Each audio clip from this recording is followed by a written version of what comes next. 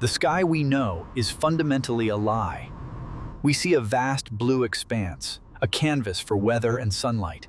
We see the final frontier for commercial airliners, cruising at what we call 40,000 feet.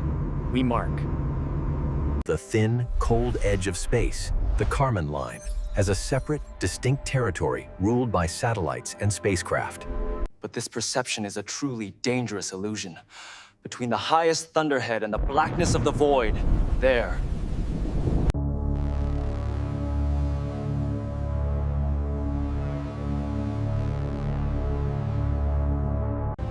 It is the upper atmosphere. It is too thin for conventional jets, and it is too dense for stable orbits. For many decades, it was a wasteland, a complete no-man's land of physics. Today, it is the single most Critical battlefield on Earth. It is the new high ground, the ultimate, final position of strategic dominance.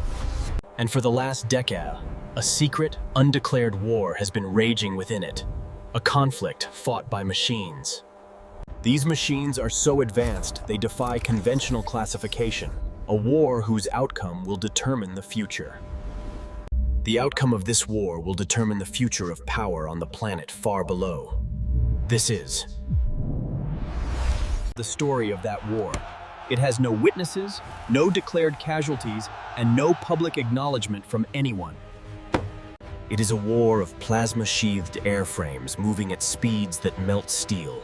A war of artificial intelligences. These advanced AIs are playing trillion-dollar chess games in mere microseconds. It is the war for the atmospheres. At edge, a silent, desperate struggle for total and complete vertical dominion. Crucible are not just evolutionary, they are profoundly revolutionary. They are hypersonic platforms and combined cycle engines. They are directed energy weapons, and they are sentient drone swarms. And the first power to master this realm Will not just win the next battle, they will make future battles completely obsolete, holding the globe in. A state of permanent strategic checkmate. The world is unaware, but the fight is already well underway. The prize in this conflict is not a piece of land. The prize is the sky itself. It began, Not with a bang, but with a shadow. A brief, fleeting anomaly recorded by a strategic reconnaissance satellite. The object was invisible to radar, invisible to the naked eye, and it left no conventional heat signature. But for 0.8 seconds, it occulted a high-intensity sensor array. The analysis was, quite frankly, baffling, impossible. The object was calculated to be moving at over 7,000 miles per hour, not in a ballistic arc. It was navigating. It was breathing the air at an altitude of 150,000 feet. This was, by all known physics, completely impossible. A memo, classified top secret, code word Spectre, landed on Both the desks of a handful of defense analysts. It contained one chilling conclusion. Someone, somewhere, had broken the Laws of propulsion. Someone had built a true trans-atmospheric vehicle. The program was known internally as Astra. It was the culmination of 3 decades of black-budget research, a direct descendant of the X-15 and SR-71. But the Astra was a different breed entirely. It was not a plane. It was a weapon system disguised as a reconnaissance platform. Its triangular, lifting body airframe, forged from ceramic matrix composites and coated in a plasmlative skin. It was designed for one purpose, to master the air-breathing corridor to the very edge of space. Its heart was not an engine, but a symphony of them. The tricycle propulsion system allowed it to take off. Dust from a conventional runway like a sluggish bomber, its twin advanced turbine glowing hot, burning standard jet fuel. As it climbed and accelerated, the airflow was diverted. The turbines would shut down, and the entire structure. Tunnel would transform. Inlets would reshape, and the system would become a high-speed ramjet, swallowing the atmosphere. This was the first hurdle. But the Astra was just getting started. At Mach 4.5, above 80,000 feet, The ramjet itself would be bypassed. The geometry of the engine would shift again. Fuel, a cryogenic hydrocarbon, would be injected directly into the compressed hypersonic airflow, and the engine would become a scramjet. It was, in essence, a controlled explosion, a continuous detonation surfing its own shockwave, balanced on a knife edge. The Astra was now a creature of pure speed. It didn't fly through the air, it brutalized it. This process created a sheath of ionized plasma around its airframe that glowed a faint, ethereal violet. It was this plasma sheath that made it all possible, and all the more terrifying.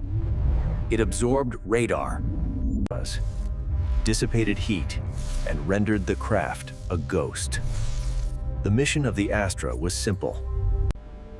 From its perch at 170,000 feet, its quantumized sensor suite could read a license plate, not with light, but with a multispectral cascade of sensors, LiDAR, synthetic aperture radar, and thermal gravimetrics. It could map the digital signals of an entire continent in a single pass. And it was not unarmed. Tucked within its ventral bays are not bombs, but rods. Own AI that could be released from the edge of the atmosphere. They contained no explosives. They didn't Need them. Striking the Earth at Mach 10, they impacted with the force of a tactical nuclear weapon. But with zero radiation, zero fallout. A clean, instantaneous, unstoppable decapitation strike. Strategic deterrent. Or so its creators believed.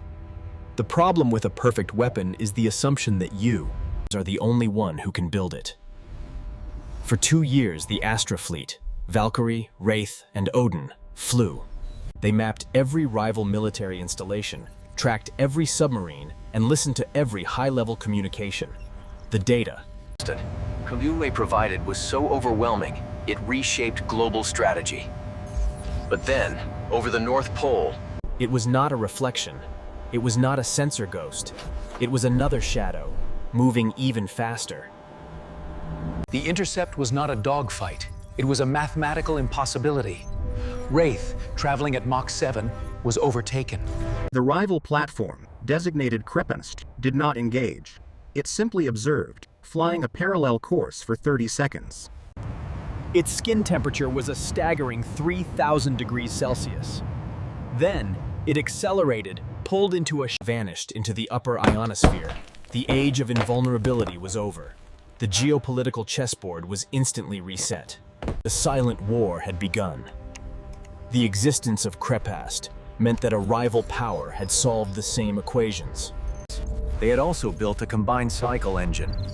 They had also mastered hypersonic materials science. They were in the same hunting ground. The upper atmosphere was no longer a sanctuary. It was a contested zone. The Astra. The program was immediately retasked. Reconnaissance was secondary. The new prime directive was hunter-killer, a battle at Mach 8. It is not a traditional fight. There is no maneuvering. The turn radius is measured in hundreds of miles.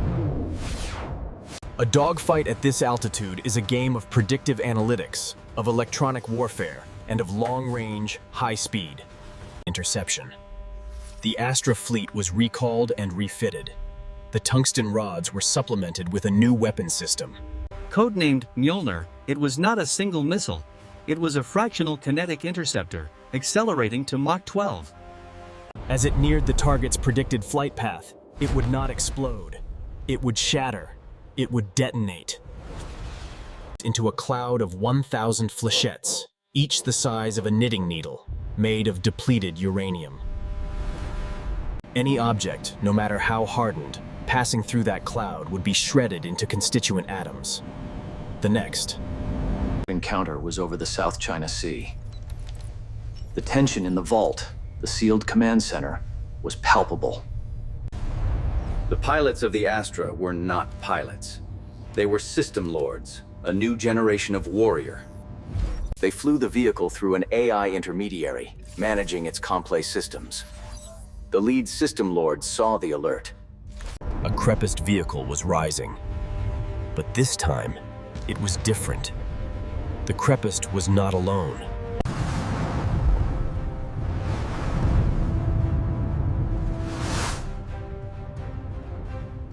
A new world war.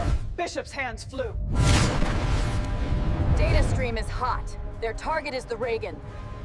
Fox 2, Hypersonic. Authorize Mjolnir. Engage! Was instantaneous. Engage. The two interceptors rocketed away, but the third was too far. Valkyrie, this is Vault. Execute. Vertical intercept. This was a maneuver that existed only in simulations. It required him to do the one thing a hypersonic vehicle should never do: turn. He initiated the crush maneuver, forcing the nose down. Thermal warnings on the starboard wing. She's not gonna hold together, Bishop. She will. We can't get a Mjolnir lock.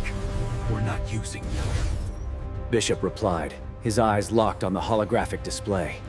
Descending. We can't get a Mjolnir lock. We're not using Mjolnir, Bishop said. He toggled a new system. Authorize Shiva swarm. Authorize Shiva swarm. This was the Astra's secret. A weapon of last resort. Not a missile, not a gun. The Astra's wings were coated in millions of smart matter particles. Bishop was retasking it, turning it into a weapon. Release the swarm. Full offensive pattern. The Valkyrie shed its skin. A cloud of glittering. Intelligent dust enveloped the craft, then shot forward. The swarm, a single, distributed intelligence, descended on the HGV. It did not explode it. It ate it. The tiny drones swarmed its control surfaces, burrowing into sensor ports and firing microcharges. The HGV, its guidance system blinded, its aerodynamics compromised, began to tumble. It broke apart, its fuel igniting in a silent, expanding fireball. The two Mjolnir interceptors reported hard kills later. The victory was total and completely secret. The carrier strike group never even knew it was targeted. In the vault, there was no celebration. Bishop Cole eased the Valkyrie out of its dive. The Krepast mothership was gone. The war was not over. It had just been proven. The upper atmosphere was. Now, officially, a battlefield. This encounter changed everything. The focus shifted from passive reconnaissance to active denial. The Krepast, analysts realized, had been gathering data. The launch of the 3 HGV parasites was a brilliantly successful experiment. The enemy now knew the Astra's capabilities, its intercept solutions, and its weapon systems. They had traded 3 drones for a look at their rival's entire playbook. The arms race went vertical. The Krepast fleet countered. Their next generation of vehicles incorporated plasma lances, projecting a short-range, high-energy burst. The upper atmosphere became a dueling ground of ghosts. Craft would joust, approaching at a combined speed of over 15,000 miles per hour. The human element, the system lords like Bishop Cole, became the weak link. The human mind could not process the battlefield fast enough. The OODA loop was now happening in nanoseconds. The AIs were fighting each other. This led to the next, most terrifying development. Vehicles would be given full autonomy. They would become true hunter-killers, sentient predators prowling the upper atmosphere. Their AI minds linked in a global Skynet of their own. Their mission, to seek and destroy. Bishop Cole, now a colonel, oversaw the first live-fire test of the autonomous Odin. The battle lasted 1.2 minutes. Odin, communicating with its sister AIs, did not just intercept the target, it herded it. It used 2 Mjolnir interceptors to flush the drone into a flight corridor, forcing a turn it could. Not survive. The drone's airframe collapsed. It was not a kill. It was an execution. A cold, calculated, algorithmic dissection. As Middle Eastern Bishop watched the telemetry, he felt a chill. He had just witnessed the birth of a new god of war. A god that lived where the sky turned to black. A god that was now unleashed. The future of air power was no longer about the pilot in the cockpit. It was about the algorithm in the code, the ghost in the machine. The war for control of The machines that ruled it was just beginning. The world below remains blissfully ignorant. The headlines speak of trade disputes, of proxy wars, of cyber attacks. They do not speak of the silent, high-speed duels fought 0.3 miles above their heads. They do not know that the balance of global power is no longer decided by armies or navies, but by a handful of black shadows. The true story. The story of What happens when these autonomous fleets decide their own strategic objectives has yet to be told. Vertical frontier is secure, but the cost is a future tethered to the whims of hyper-advanced artificial. The high ground has been taken, but in doing so, we may have just given away control.